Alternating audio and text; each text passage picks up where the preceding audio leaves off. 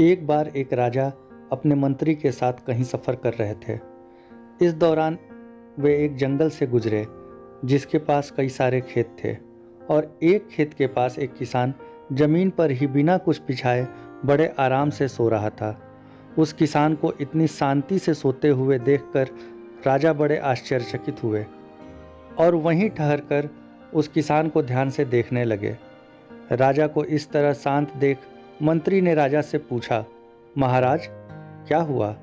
राजा ने मंत्री से कहा, मुझे एक बात समझ में नहीं आई, ना कोई गद्दा ना कोई बिस्तर, फिर भी वह किसान इतनी आराम से कैसे इस उबड़ खाबड़ जमीन पर सो सकता है? मंत्री थोड़ा सा मुस्कुराया और बोला, महाराज यह कमाल है परिस्थितियों का और आदतों का। मनुष्य से ज़्यादा कोई कोमल नहीं है और ना ही मनुष्य से ज़्यादा कोई कठोर है।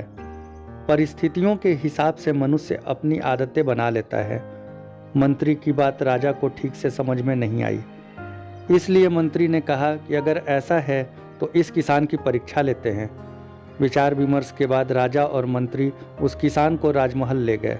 राजमहल में किसान को वही ऐशो आराम, खाना पीना और सोने का बिस्तर दिया गया जिस पर राजा सोता था। थोड़े ही दिनों में किसान की आदतें पूरी तरह बदल गईं और वह उस राजसी ठाट बाट का आदी हो गया। आखिरकार उसके परीक्षा का दिन भी आ गया। मंत्री ने उसके सोने के बिस्तर में कुछ सूखे पत्ते और तिनके चुपके से डाल दिए। किसान जब उस बिस्तर पर सोने गया तो राजा और मंत्री चुपके से उस पर नज़र रखने लगे। कुछ ही देर बाद राजा और मंत्री ने देखा कि किसान ठीक से सो नहीं पा रहा है और बार बार करवट बदल रहा है। राजा यह देखकर फिर से हैरान था। मंत्री ने राजा से कहा, देखिए महाराज, मैं यही आपको समझाना चाहता था कि जो किसान पहले मिट्टी कंकर पर बड़े आराम से सो जाया करता था, अब उसकी आदतें बदलने के बाद उसे सूखे पत्ते और तिनके भी सोने नहीं दे रहे हैं।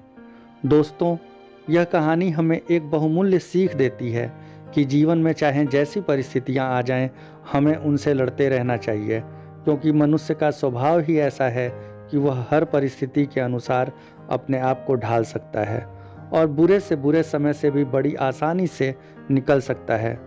दोस्तों, उम्मीद करता हूँ कहानी आपको अच्छी लगी होगी।